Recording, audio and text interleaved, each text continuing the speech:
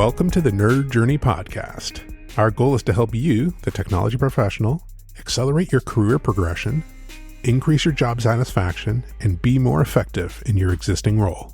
We want to bring listeners like you the career advice we wish we'd been given earlier in our careers. I'm John White, at VJourneyman on Twitter, sharing co-host duties with Nick Cordy, at NetworkNerd_. We're two former IT operations guys who have moved on to pre-sales roles with technology vendors. We have our opinions, but we also like to highlight the journeys of others and see what we can learn from them. We'd also like to ask for your feedback to make this a conversation, not a one-way broadcast. Email us at nerdjourneypodcast@gmail.com or DM us at nerdjourney on Twitter. So come join us on our nerd journey. Let's take a trip. Episode 309. How would you define what it means to be a consultant? We've talked to a number of guests who have held this role at some point in their career, but consider this the first of a two-part introspective discussion on all the nuances that come with being a consultant.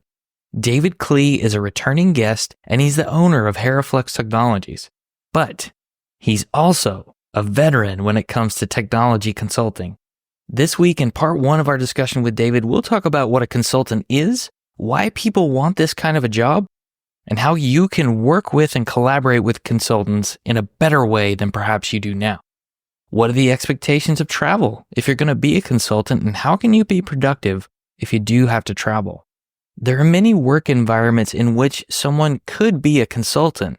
I wonder if you know them all. This week, we're going to talk about one in particular and why great consultants continue to enhance their communication skills.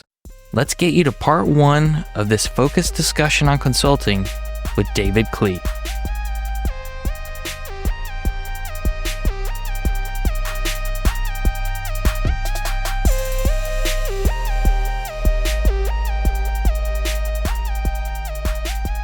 David Klee, welcome back to Nerd Journey.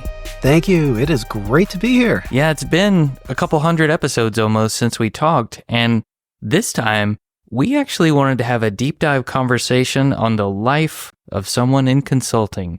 And as someone who knows all about that, you were one of the first I had in mind to have this conversation. For those who haven't met you, can you just remind our audience what you do for a living? Absolutely. Name is David Klee. I am the founder of a niche consulting company you've never heard of called Heraflex Technologies. I joke with people that we just play with big databases all day long, but what we really do is performance tuning and availability architectures for SQL Server and everything underneath, be it on-prem, in the cloud, virtual, physical, whatever. We just have a lot of fun dealing with, quite honestly, some of the biggest SQL servers in the world. And I'm sure you get to see a lot of interesting problems. Interesting is in air quotes there, but yes. We've heard the term consultant used in a lot of different interviews. I'd love to know how you define it. What does consultant mean to you?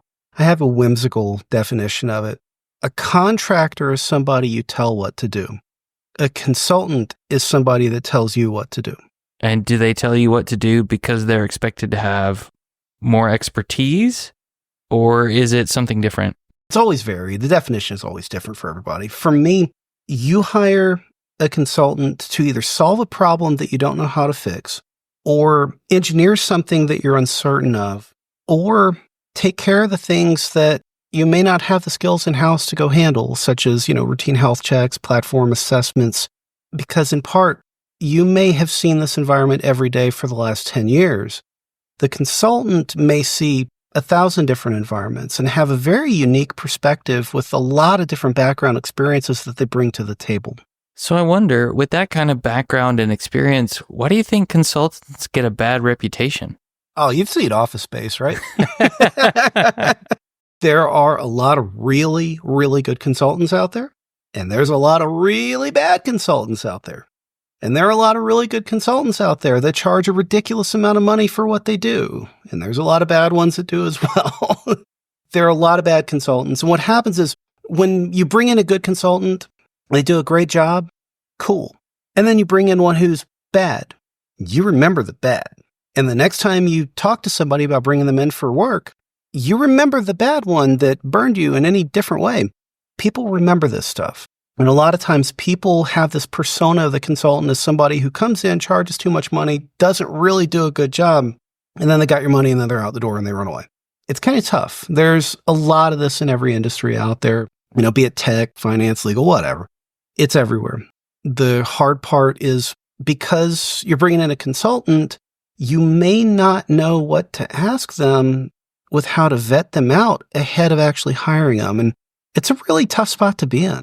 Yeah, especially if you're bringing them in for expertise you don't have. How would you find out if they have the expertise you need? Yeah. And if you had somebody that could interview them, you'd probably be hiring the other person instead. Well, in place of that, do people normally ask to talk to like other customers you worked with or somebody who would act as a reference? Is that how it normally goes down? Yeah. I get a lot of requests for references here and there, and it's always good. We've got a lot of great folks we can refer to. But references are also, it's a challenge. Oh, yeah, I worked for this person. They turned out to be your brother-in-law, or something like that. You just have to be careful when you talk to any of these folks on the other side of the table.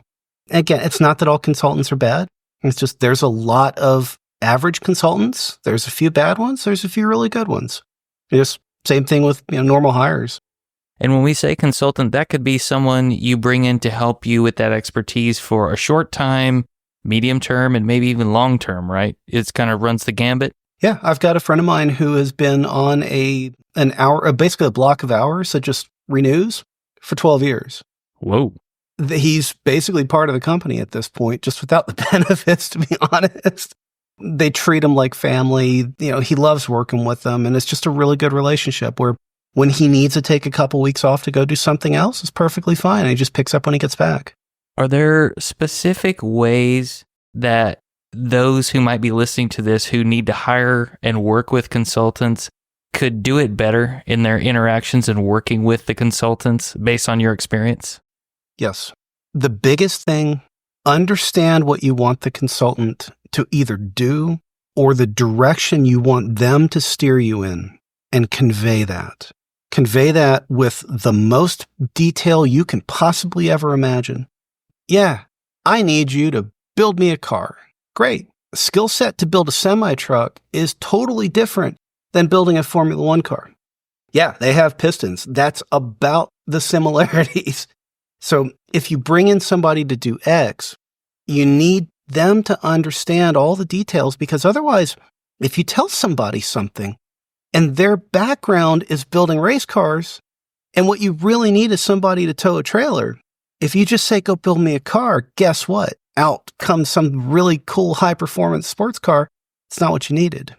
And you're disappointed. They're unhappy. Nobody wins. So all the detail up front, as much as you've got. And if you don't have all the detail, fine. Tell them there's ambiguity.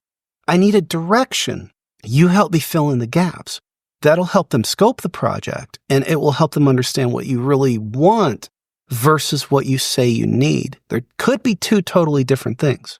And I guess when we talk about scoping, that is usually what the responsibilities of a consultant will be in terms of what work they do, hands-on keyboard or not hands-on keyboard. And then isn't it sometimes where there's a clear deliverable in a statement of work, and other times it's just you pay for their time and you get a certain block of hours? There should always be some kind of deliverable. Bottom line, if somebody walks in the door and you say, do task X, and then they go do task X and then they disappear, if you don't have a record, do you know what they actually did? And if they get hit by the beer truck, can somebody repeat what they did tomorrow? It's always a tough challenge. The scoping is one of the hardest pieces. And it always varies by project. Some of my projects are SQL Server migrations. Great.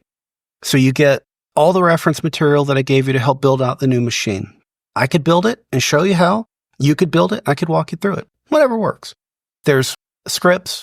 There's anything that I found on the old machine that we had to fix or remediate, any of the stuff. And then afterwards, I'll give you a document on, here's the new machine. Here's why it's set up the way it is. Here's all the weird stuff we did in order to get your cranky application to work. Things like that. That's all part of the scope in addition to actually doing the tasks. Gotcha. And why do you think people tend to pursue a career in consulting of some kind as an option? What makes that attractive? being a consultant for some folks is not the right choice. Other folks, it is the clear choice. Some people just get bored really easily. If you're in a company and your job is X and you are bored with that and you find that there's no room for growth, there's no opportunity for advancement, there's no training, you want to do something different, you become a consultant or even a contractor, you better be prepared to learn and ramp up because you're going to be doing a lot of it.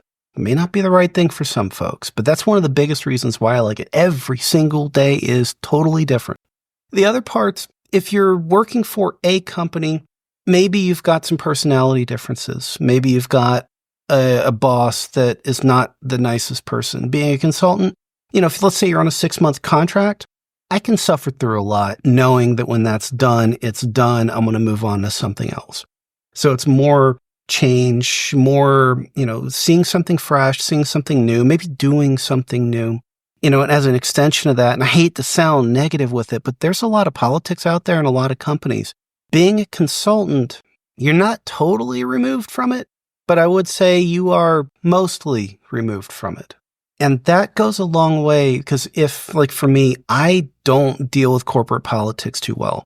If something needs to be done and everybody agrees it needs to be done, and then politics is holding back the ability to actually do the work, that's a challenge. It's a roadblock, and it's not a technical roadblock.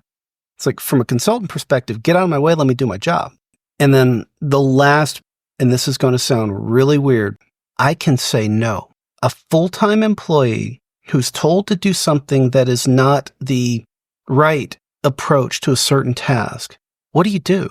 You can't say no. Realistically, you may hint, you may try to do this or that.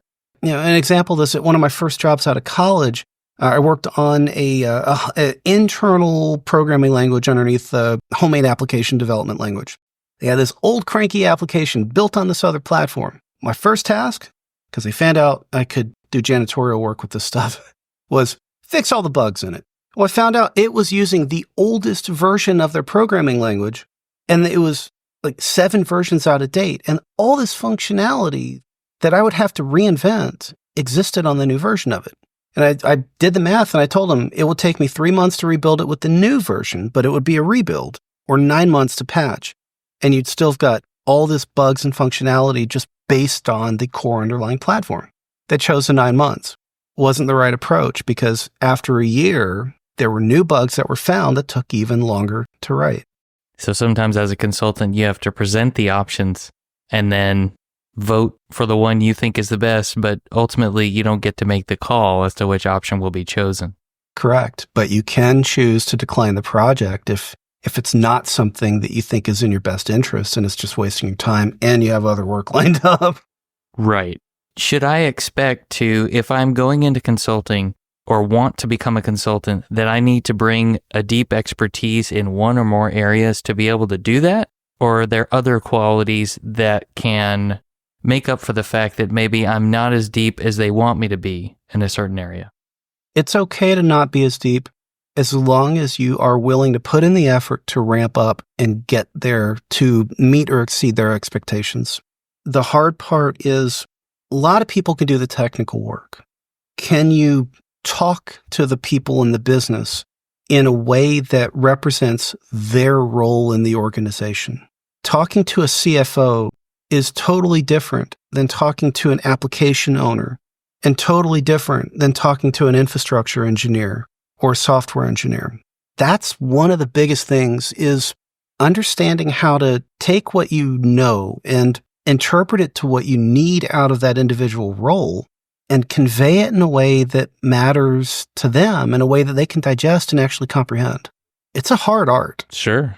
I'm mid-40s, and I've been working on that for a very, very, very long time. And it took being placed in a number of, quite frankly, uncomfortable situations to really understand how to talk to those people easily, naturally. So you can learn the communication skills as you go. You should be able to. A good consultant is okay at it. A great consultant, it's natural. What are some of the roles you see consultants doing before they become consultants? Like if I want to slide into that and I'm a storage engineer, network engineer, maybe I'm just a systems administrator, generalist, or architect of some type, would those line themselves up to easily slide into consulting, or are there specific other roles that might be better? Any of these things. I mean, I have a friend of mine, consultant in quite literally social media marketing. Brilliant at it. Mm-hmm. Project manager, consultant. Fantastic. Great at her job. Systems engineers. I've got a friend of mine who runs a business where she is literally a part-time CISO, and they call it a fractional CISO. Wonderful at it. Absolutely gifted at it. And there's some other folks. They're on a 40-hour-a-week contract to help with, VMware upgrades at big shops, or, name your niche. You got to be able to deliver on it, but you don't have to be some rocket scientist or, the geek of all trades and master of all of them in order to be able to get the project. You just got to be able to deliver on it. Does the job description for a consultant that you might see posted somewhere, do you feel like that reads similar to the job description of someone who works inside a big company? Sometimes, yeah. Okay. The other times, they want the world, even if it doesn't exist. In 2016,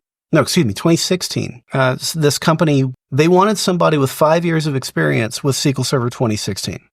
When I told them, it's only been out for a month, but I've been working with SQL Server since 1995, that wasn't good enough. Wow. Yeah, it didn't click. The person doing the interviewing, not the most technical. You have to pay attention to that stuff, because that's also a red flag as a consultant. If that's your gatekeeper, what's the inside like? And are they going to ask you for unreasonable things or things well outside of the scope of what you signed up for? That poses a good question. How can the consultant understand what they're about to sign up for before they sign up for it? Your pre-sales discussion or discussions are as much of you interviewing them as them interviewing you. It's one of the real black arts, so to speak, of doing this stuff.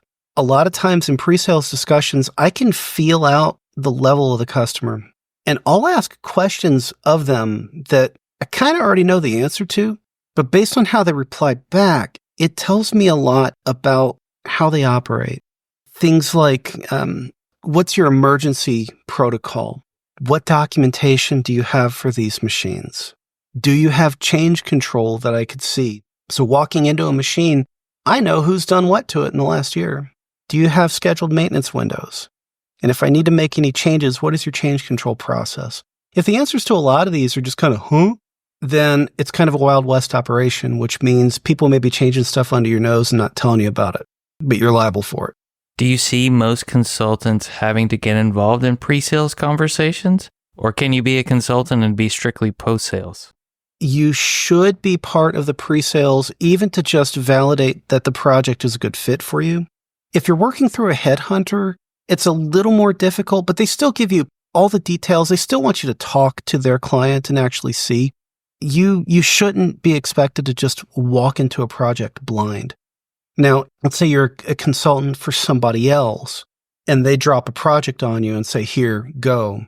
You should be part of some kind of an acceptance process, or even part of that pre-sales process, even for just a short call, just to get a sense, what am I walking into? And if you're not, the folks responsible for that need to understand you should be part of that, because otherwise you may be asking a lot of questions that they've already answered. They're going to remember that. That sets the entire project off in a bad direction. To someone new to these pre-sales conversations, is that a fear some people have going into consulting, that they might have to be part of the pre-sales process? Oh, yeah. Think of it like a job interview that you do 12 times a week. That's hard. Yeah. It's hard. You got to get real comfortable thinking about everything that you know and understanding how to answer what they're asking you in a way that is not arrogant, but confident. And if you don't know something, it takes a certain level of experience to be able to say, I don't know, but I'm going to find out. And I've got people I know that know, so I'm going to talk to them and I'm going to get you the right answer. Things like that. When you're basically cornered like that in certain interviews, it takes a while to get how to answer that stuff and get out of it.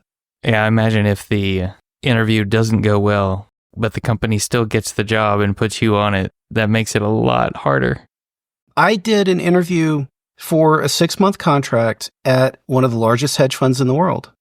They had interviewed 400 professionals before me. I sealed the deal when they asked me a tech question, and I told them I didn't know. But I told them I know where to go to find the answer, and I'll get back to you as soon as we're off this call and I get the answer. And I did. And that sealed it. That's awesome. It's the right thing to do. If somebody's interviewing you, and you know that they know what they're doing, you can't BS them. And don't even try. It's a mark of experience doing this kind of stuff because they can sniff that out in a heartbeat. And the second they detect it, game over. Why do you think it's so hard for people to admit they don't know? Well, Dunning-Kruger scenario is essentially people think they know more than they do. It's also human nature. It's also ego. They don't want to be perceived as not understanding. When you hit a certain point in any mastery of a certain topic, I call it enlightenment because at that point, you know what you don't know, and you're not afraid to admit it. But because you know what you don't know, and you know enough about the platform, you know how to go learn what they need pretty fast. And that's the fun part. I've got a number of projects that I've won where somebody asked, hey, can you do this? I'm like, well, I've done something similar, but not exactly that. But tell you what, give me a week. I'm going to dive into my test lab and then not just tell you I've learned it, but I'm going to show you what I did. And is that good enough? Is that what you're looking for? And if so, great, let's move forward. That's awesome. Not only I'll go look up the answer, I'll show you the answer I got, explain how I got there. Yeah. And let me show you what I did to get there. That's part of the reason why I've got a pretty healthy, big test lab in my house. I need the ability to play and tinker and learn. Somebody was asking me some questions with SSIS, SQL Server Integration Services, a couple days ago.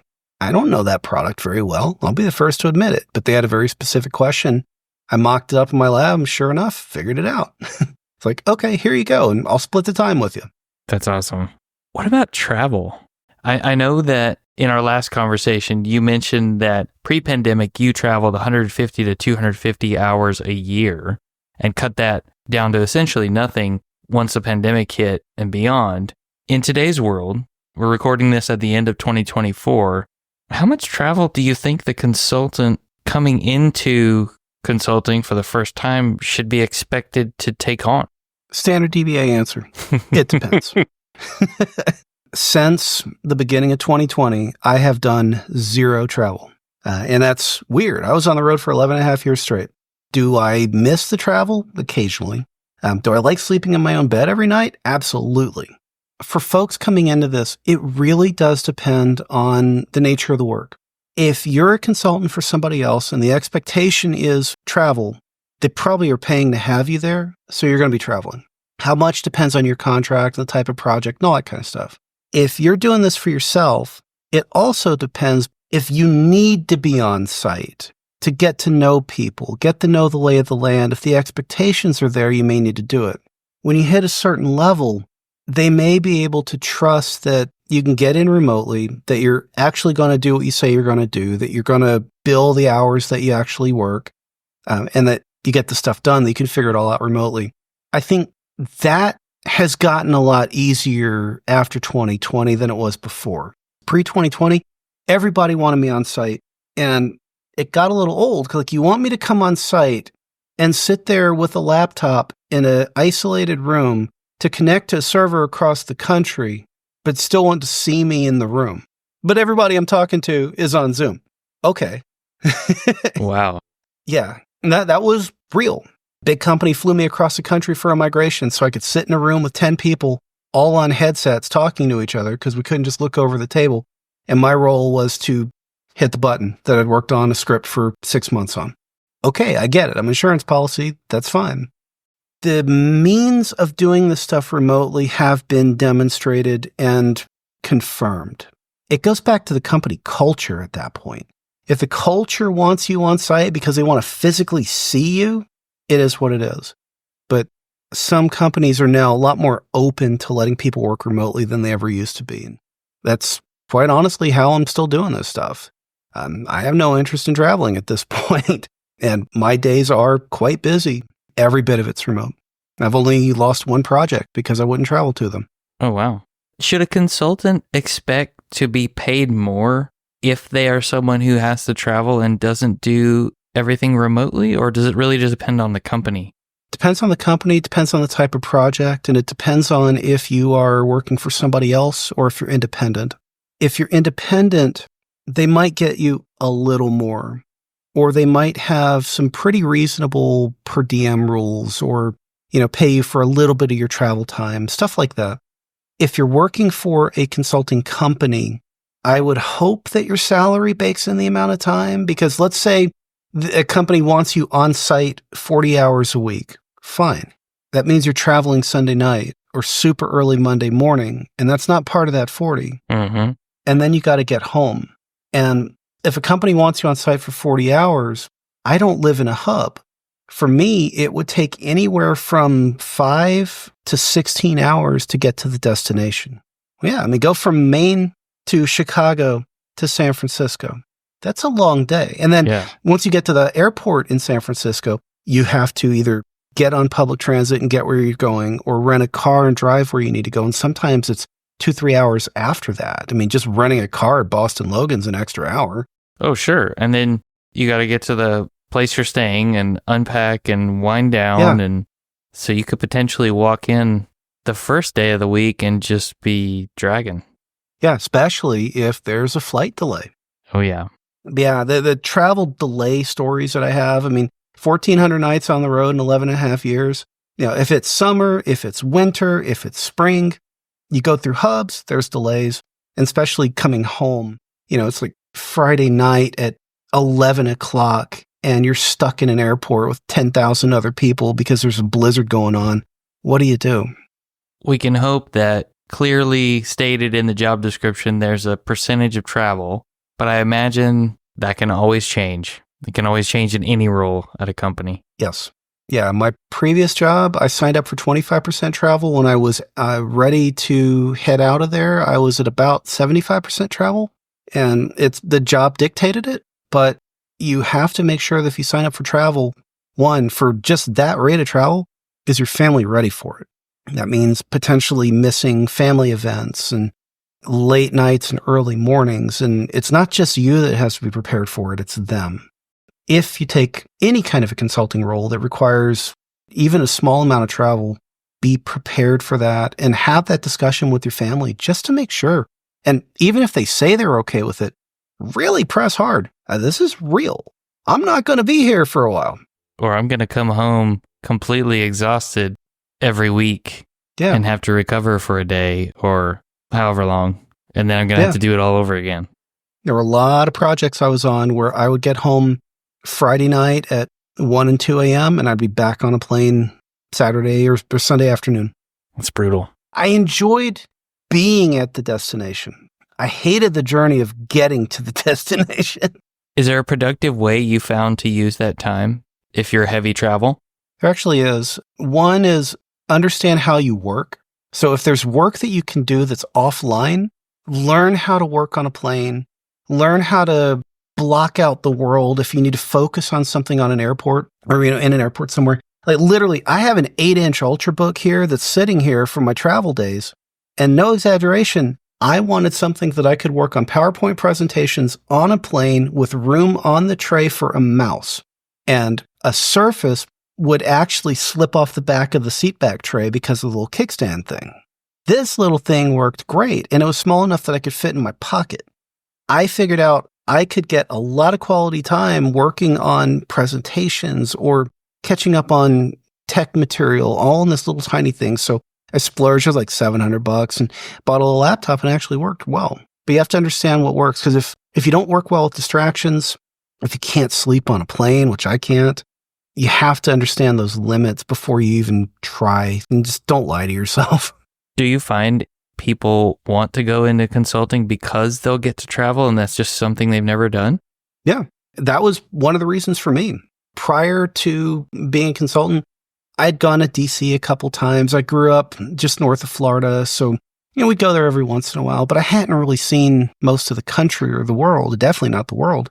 And after consulting, I've seen 47 of the different states. I've seen 13 or 14 countries now. I can comfortably say I could get up and pack and travel to Sofia, Bulgaria and understand how to get there on my own and go to a restaurant and order food and get public transportation. I never had that confidence prior to becoming a consultant. That takes a little bit of advanced planning, the logistics, because it's not like you have a personal assistant that's going to do all this for you. No. A lot of trial and error, a lot of Googling, a lot of YouTube videos for how to do this. And Google Translate on the phone is really cool. International travel, if someone had to do that, that would be pretty taxing if you had to do it frequently. There was one trip where I went Portland, Maine, to Boston, Logan, to Oklahoma City, to Silicon Valley, to Sofia, Bulgaria, to Seattle, and then back to Maine. What a wild ride. 3-week trip. The time zone changes by the end of that. I was pretty much a zombie. So what I'd like to do, David, is pivot to the different types of environments in which someone could be a consultant. And maybe we can talk about what those environments are like, some red flags to look for, how you know if that's going to be a good fit for you. The first one that I jotted down based on our previous conversation was you're a consultant, but you're a full-time of another company that does more than just consulting. Like maybe it's a technology company or a value-added reseller or something of that nature. It's a lot of fun. This is honestly where I started consulting. It was a company that quite honestly did Oracle consulting, and I came on board to pick up SQL Server work with the same group of customers. I had a lot of fun with it. I got to see a lot of different environments, and they gave me some free rein where I could actually grow it and kind of expand into markets that they weren't already in, and I had a blast with it. Is this a natural starting point for people who go into consulting? Like, would that be the natural place to start, or are there others that we'll save for a little bit later? It depends on what you want to do. If you're the kind of person where you need to do one thing and one thing well, it sounds cliche, but own it, where this is your system or your database or your application, I would say that kind of a role may not be the best fit, because that's the kind of role where you may not be tasked with doing one thing well. You may be tasked with doing a bunch of things at more of a higher level or not as deep. The flip side of that is if you were to take a contract, which is not really what that kind of a company would do, but this would be more like you working through a headhunter, places like that, where you're still potentially full-time employee through them, just on a contract basis.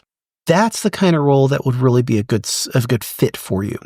If I'm someone who I'm a full-time employee of a company that does more than just consulting, but I'm part of the consulting branch, can I expect to have some control over how much work they give me, or do I pretty much get no control? Most of the time, you don't have a lot of control over it. Most of the time, it's here's the needs of the customers, or here's the new things coming along, task XYZ. They've got a bank of people. They look at who can do what. They look at what their availability is. Okay, go. You need to do this week. If I bring a specific specialty into this role as a full-time employee of this company, should I be expected to change that at some point based on the needs of my customers? Like, do I need to go into it with the expectation of, okay, this is my specialty right now, that will probably change over time? Answer is a yes, but in a bigger sense, that concept should adapt or should apply to quite literally everybody in IT. Yep. So not just a consultant or a contractor or full-time employee. Because think about it. 30 years ago, you could get a great job as a COBOL programmer. 30 years ago, you could get a great job as a person who would stand up a physical server for you. And those roles are so blurred at this point, or like a COBOL programmer, virtually non-existent. In IT, you should be expected to evolve with the technologies and your own interests. Let's say AI is now just magically everywhere. What if that's one of your interests? Take your foundational skills that you enjoy and bolt on this new technology and explore it. But don't get rid of your passions there. It's kind of my journey with this stuff. I was an infrastructure admin who dabbled in databases. One day, hey, you're the DBA. Okay, cool. We don't have enough physical hardware to run everything you need on it. Okay, I've done virtualization. Let's virtualize it. It's a logical progression and extension, but you have to go out of your comfort zone and learn something new. Oh no, what's this cloud thing? Okay, well, cloud is virtualization in somebody else's data center with really good automation. Okay, I'm expanding my knowledge base. You're not discarding anything from the past. You're just building on top of it. But if you don't do this, you'll be considered a dinosaur. And you may have a decent job for today, but if that technology evolves to the point where you're no longer useful and the company is moving past that technology, you're in trouble. And it's honestly how I named my company. Company name is Heraflux Technologies. You know that phrase, the only constant is change? Mm-hmm. It was coined by a Greek philosopher by the name of Heraclitus. So not just the .com was available. That's cool. Yeah, you have to be constantly keeping up. And as a consultant of any kind, if you're working for somebody else, they may pay to give you some training. You still have to keep up. If you're doing it for yourself, the keeping up is only on you, and you have to keep doing it. And if I'm working for somebody else full time, are there specific questions I need to ask about the way they run their consulting to sort out whether this is a good place for me? Yes, there is a massive list. I mean, are you expected to be in an on-call rotation? What's the amount of travel? How many people are in the on-call rotation? Am I expected to be on call for products that I'm not skilled at or don't want to work on? When I worked at that Oracle consulting shop, we're expected to at least be aware of Oracle support requests that came in the middle of the night. And if the other corresponding person on call was not available, we had to do what we can. I don't know Oracle that well. So I needed to know who else was around so I could pick up the phone and wake them up in the middle of the night and say, hey, we got a problem. I don't know anything about this. What can you help me with? The challenging, or there's all kinds of stuff to ask. I mean, am I doing travel? And if so, how much? And am I compensated for part of that travel time? And then what are the policies around the travel itself? It's like, are you going to make me run standby in literally flying in the toilet of an airplane?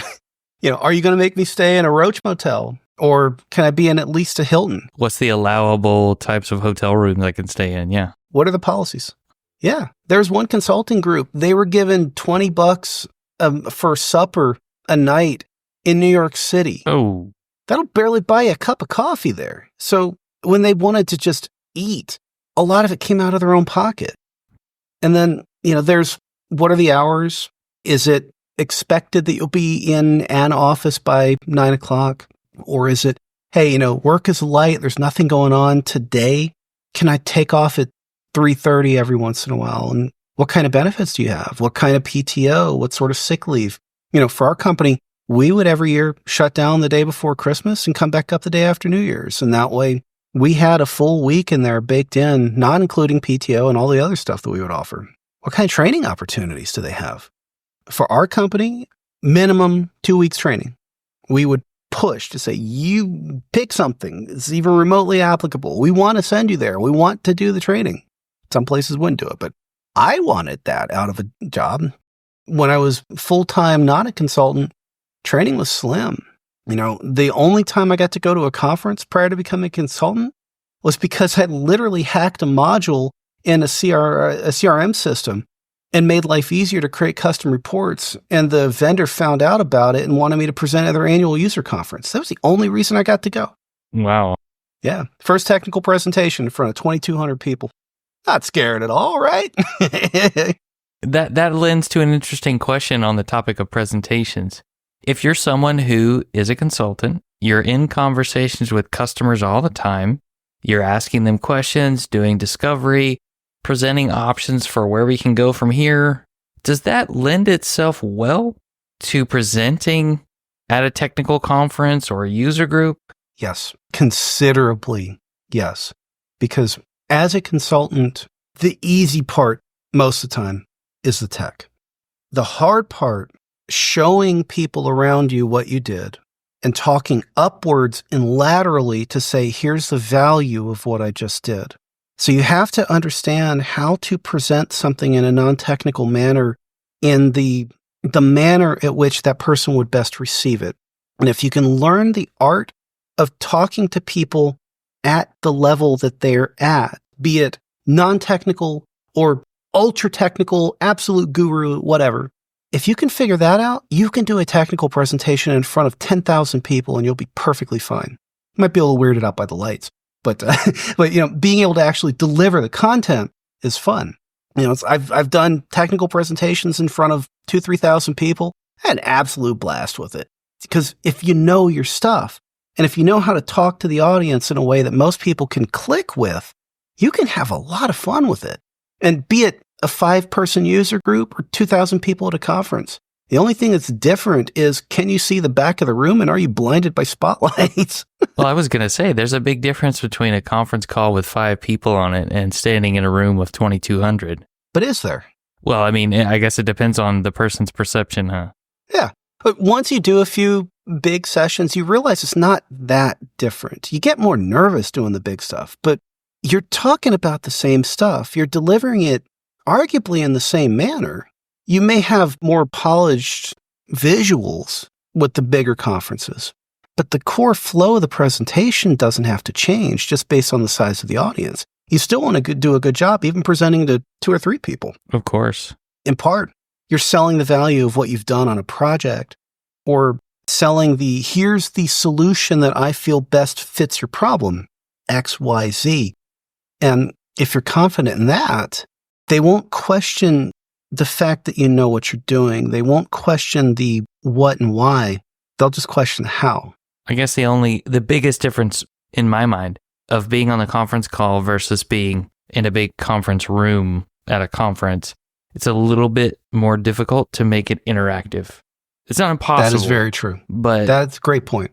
Just me personally, I love being able to, during the presentation, ask people for feedback, just some questions to the audience. I find that calms the nerves some. That's just a me thing. I agree with that. It is a big difference, but you can still make it personal without talking to them. With a lot of these big presentations, you're still looking at the people. You're still making eye contact with them. It just may not be as long. And there are some technical presentations, I'm not exaggerating this, I would be in the room set up an hour prior to the presentation answering questions before the presentation started. And then it opens people up to where they may not talk during the presentation, but you get rushed afterwards and people run up to you and want to continue that conversation. Oh, yeah. There's one pre-con I did at the SQL Pass Summit.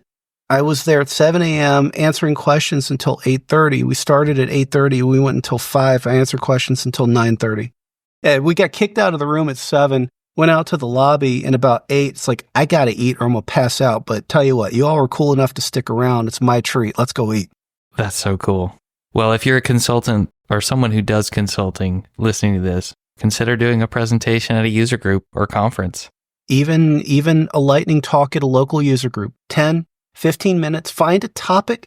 Doesn't have to be grand. It doesn't have to be something unique.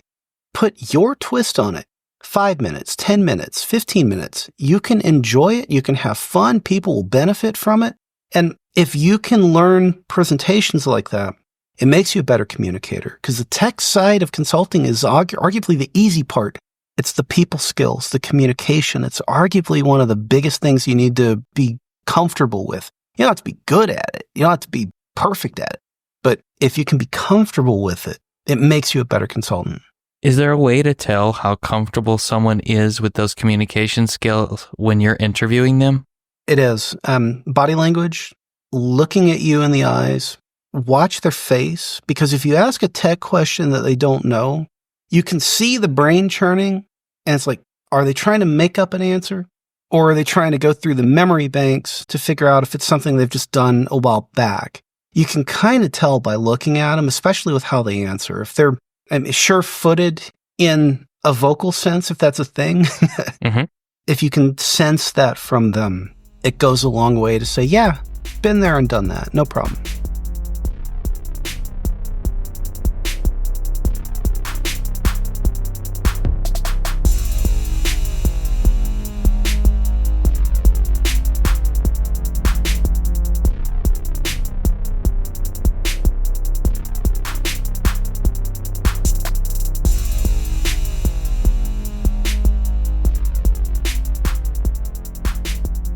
I really liked what David said about learning new things not being done in order to disregard the things we've learned before, but to add on to it, and that we can look at the things that we're interested in and hopefully use those to add on to the foundation of knowledge that we've already built. And that looking at things that are interesting keeps us engaged. It keeps us wanting to learn new things. We talked a lot in that episode about how being a very good communicator helps you be a great consultant. And if you noticed, a lot of that comes through interviewing. Customers interview the consultants that are going to help them before that actually begins. Consultants also interview the customer to get a deeper view of the environment they're about to walk into to help solve a problem. This is all related to that discovery process we talked about with Ramsey Marjaba in the last episode, episode 308. When you're interviewing someone or they're interviewing you, it is discovery. That's another way to classify it. So maybe some of the communication skills needed to be a consultant are being really good interviewers within a certain space. If you need more episodes about consulting, you can search on the consultant tag on our website, and we'll make sure you have the link in the show notes. If you're listening to this and you've been a consultant, what is it you love about being a consultant? We'd love to hear from you. Feel free to send us an email, nerdjourneypodcast@gmail.com. Catch you next time. Farewell, listeners. Tune in next time as the journey continues. I'm John White at BJourneyman, for Nick Cordy at NetworkNerd_, signing off. Adios.